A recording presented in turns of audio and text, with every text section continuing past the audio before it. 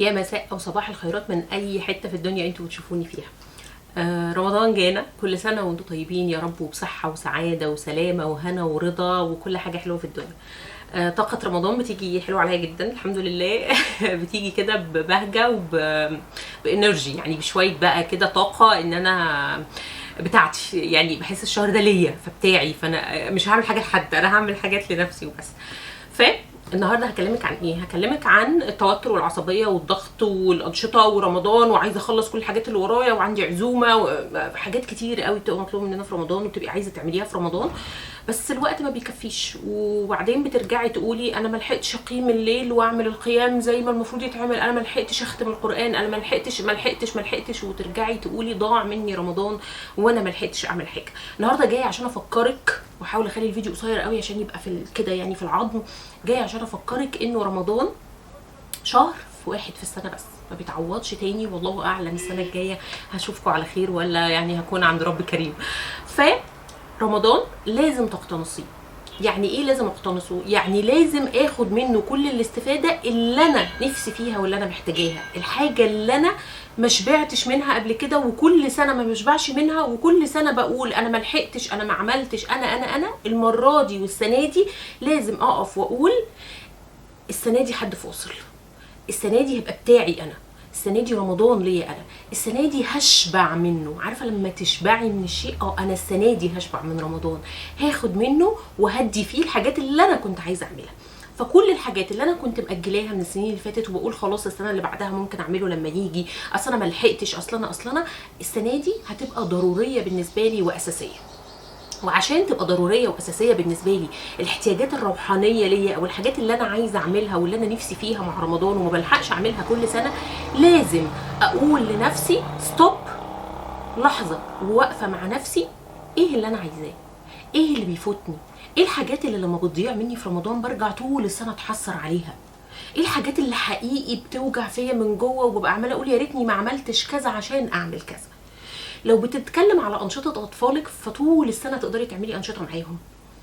لو بنتكلم على انك انت تعزمي الناس فطول السنه عزايم، مش لازم رمضان. انا مش عارفه يا جماعه بصراحه رمضان ليه بقى مرتبط معانا بالعزايم، مع ان هو المفروض اصلا يبقى شهر خلوه مع الله ومع النفس ومع الروح.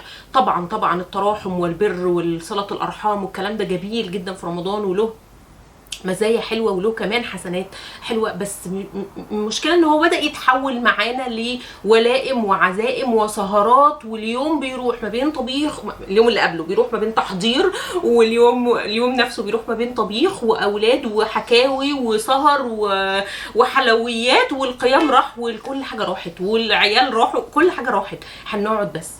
طيب ازاي نوزن بين الحاجتين دول؟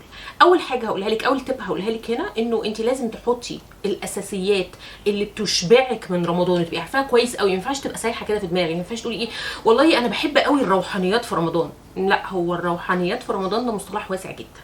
الروحانيات في رمضان بالنسبه لك انت معناها ايه؟ بالنسبه للاميره معناها ايه؟ بالنسبه للهبه معناها ايه؟ بالنسبه لمنى معناها ايه؟ كل واحد الروحانيات بالنسبه له معناها حاجه. يعني انا الروحانيات في رمضان معناها بالنسبه لي خلوتي، ان انا ابقى مع نفسي، مع مصحفي وسجادتي وصلاتي واذكاري، ابقى في خلوه. دي الروحانيات بالنسبه لي. لو شغلني اي حاجه عنها خرجت من الروحانيات، يعني خرجت من الحاله اللي انا كنت فيها. الروحانيات مع حد تاني ممكن تبقى اجتماعيات واسره وعيله وتقارب وبر وصله رحم. الروحانيات مع حد تالت ممكن تبقى خروج، انك تخرج تتطوع في مكان وتعمل حاجه وذكاء. الروحانيات دي مصطلح عام وواسع جدا. فلما نيجي نقول الروحانيات في رمضان لازم اعرف الروحانيات بتاعتي انا في رمضان عامله ازاي. يبقى اول حاجه هتعرفي الروحانيات بتاعتك في رمضان 1 2 3 1 2 3. انا الروحانيات بتاعتي في رمضان معناها كذا وكذا وكذا. هم دول اللي ما ينفعش اعدي رمضان من غيرهم، وما ينفعش رمضان يروح عليا وهم يضيعوا مني. تاني حاجه لازم تركزي عليها، هم اولادي هيبقى عاملين ازاي في رمضان. عشان اعرف اركز في رمضان او عشان اعرف احقق الاهداف اللي انا عايزاها في رمضان لازم ابقى شاغله اولادي، او لازم ولادي يبقى عندهم حاجه بيعملوها، والا هيعملوا ايه؟ هذه الكائنات هتعمل ايه؟ هتيجي تخرب لي الحاجه اللي انا عايزه اعملها. خلينا يعني صراحه مع بعض. فلو هم مش مشغولين بحاجه ولو مش عندهم حاجه يعملوها هيجوا يبوظوا لك الاهداف بتاعتك والحاجات اللي انت عايزه تنجزيها. فعشان تعرفي تركزي لازم تخليهم مشغولين. طيب اقدر اخليهم مشغولين في ايه في رمضان؟ طيب يا اميره والله بقى احنا نقعد بقى نفكر في انشطه ونجيب حاجات ومش عارف ايه. لا مش شرط. لو انت حابه تعملي ده اوكي، هتلاقي على صفحتي اصلا انا حاطه لكم منتجات رمضانيه وحاجات تقدري تعمليها الانشطه في رمضان، والترشيحات بتاعتي بتاعت السنين اللي فاتت اللي انا عملتها مع بنتي تقدري تسترشدي بيها، وهسيب لكم اللينك برده في اول تعليق هنا. وحاجه تانية، ايه حاجه تانية؟ ان انت ممكن تاخدي ولادك معاكي في الرحله اللي انت رايحاها. انت رايحه رحله روحانيه، طب هتخليهم بارت منها، خليهم جزء من الرحله دي. ما تبقاش الرحله دي انت رايحاها بتعملي حاجه وهم بيعملوا حاجه في اتجاه تاني. يعني ايه؟ يعني انت مثلا هتقيمي الليل، ماشي، في تراويح وفي حاجات، هعرفهم عن التراويح واكلمهم عنها بابسط حاجه ممكنه. هستحمل دوشتهم وهم بيحاولوا يصلوا حواليا ويعملوا وانا هحاول اركز. هوديهم عند حد عشان خاطر، هوديهم عند ماما مثلا واقعدوا معاها شويه لو ماما مثلا ما بتقدرش تنزل او تروح او تقعد او تيجي عشان انا اقدر اركز واقدر اعمل. انا يوم ماما، يوم اختي، يوم اخد ولاد اختي عندي، يوم اختي تاخد ولادي عندها يوم، وهكذا.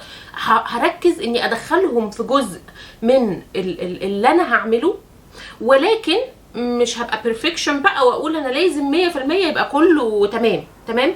طيب هعمل ايه تاني؟ رمضان شهر حلو قوي ان انا ابدا اكلمهم بقى عن الحاجات اللي فيها التسامح والمغفره والرفق واللين والود وصله الرحم. رمضان حلو قوي ان انا اكلمهم عن الاخلاقيات وعن الروحانيات. وكل ما تكلمي ولادك عن الحاجات دي، لو انت عندك مثلا كتب عن الحاجات دي او لو هتسمعي حاجات وتقوليها لهم، كل ما هتحسي ان انت وانت بتقولي لهم في فيدباك كده، في رجع صدى كده بيجي ويخش جواكي يملاكي روحانيات. فانت بتملي عندهم وفي نفس الوقت بيلف يلف يلف ويملى عندك انت كمان. فانت ما بتمليش عندهم بس، انت بتملي عندك انت كمان. لانه عارفه الرسول عليه الصلاه والسلام لما كان مع سيدنا ابو بكر، فسيدنا ابو بكر لما كان الرسول بيشرب، سيدنا ابو بكر كان عايز يشرب، فالرسول عليه الصلاه والسلام كان بيشرب. فابو بكر صديقه وصحابيه، فمن كتر حبه فيه بيقول ايه؟ فشرب حتى ارتويت. يعني هو الرسول كان بيشرب، انا اللي اترويت. هي احساس الام كده، احساس الام، فشرب حتى ارتويت.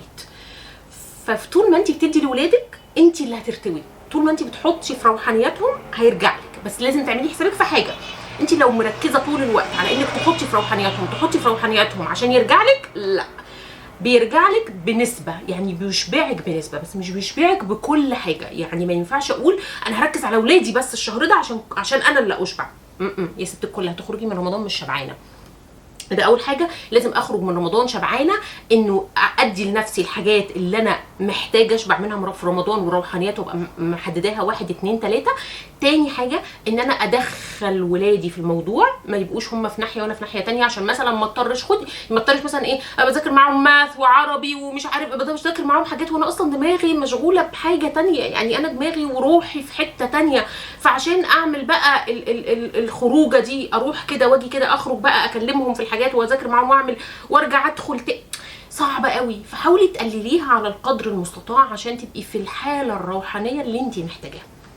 حاولي تعتبري رمضان شهر، مش هنقول اجازه من مذاكره الولاد، لانه ما ينفعش يبقى طول الشهر اجازه، لكن ممكن اقول انه شهر انت بتقبلي فيه بالمينيمم اللي ولادك ممكن يحققوه في الحاجات الاكاديميه والدراسيه، وتعلي فيه الروحانيات والطاقه، بحيث ان هم يتعودوا ان الشهر ده يبقى هو الشهر اللي بننمي فيه الروح.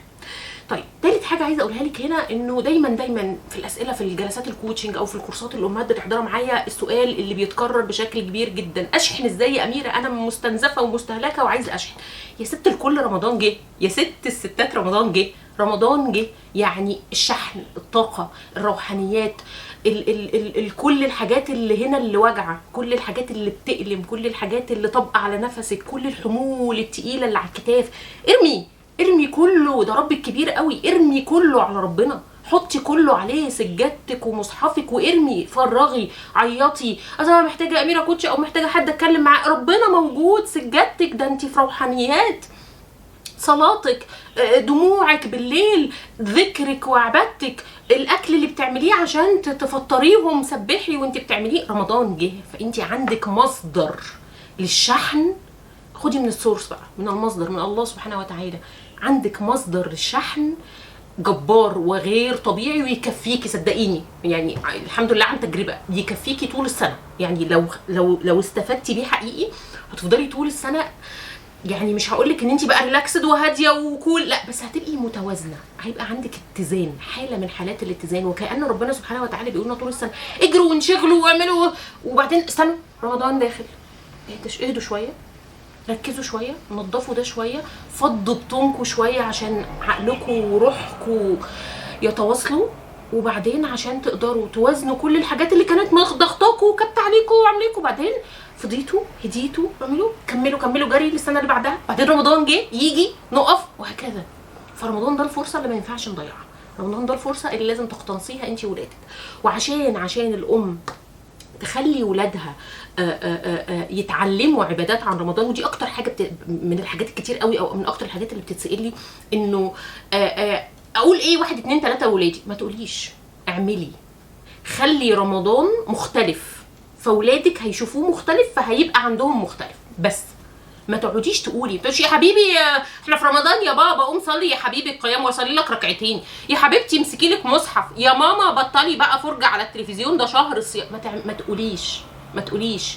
اللي بيتقال ممكن يتسمع منه 1%، اللي بيتعمل بيتشاف 100% وبيتطبق 100%. حتى لو ما تطبقش حالا بيبقى في الذاكره. والله شايفه امي وهي بتصلي وشايفه حالا مكان سجدتها ومصحفها الكبير اللي بتقف عليه وبتقيم الليل، شايفاه في دماغي ما بيروحش. لما بتوه وبحتار وبتعب وبضعف بتجيلي بتقولي مكانك هناك على السجاده وعلى المصحف، بتجيلي في دماغي صورتها. فالصور المحفوره في ذهن اطفالكم، اللي انت بتعمليه هو اللي هيتحفر فيهم، مش هتجيبي من حته تانية.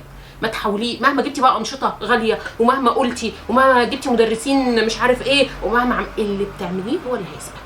اعملي، خلي رمضان، خدي نيه ان رمضان السنه دي يبقى غير، يبقى مختلف، ويبقى نيته انه يبقى لاولادك قدوه، وانت هتلاقي اولادك بيمشوا وراكي واحده واحده. امشي بس وهم جايين وراكي، واطمني وما تقلقيش. فمعاكي فرصه عظيمه جدا في رمضان انه يبقى مختلف، ويبقى كله روحانيات وايمانيات عاليه جدا، ويبقى فرصه، قولي نفسك كده، فرصه ان انا تو ريلاكس، كل الحمول على ربك، ارمي وما يهمكيش، كل الحمول على ربك هيحلها وهتبقى زي الفل.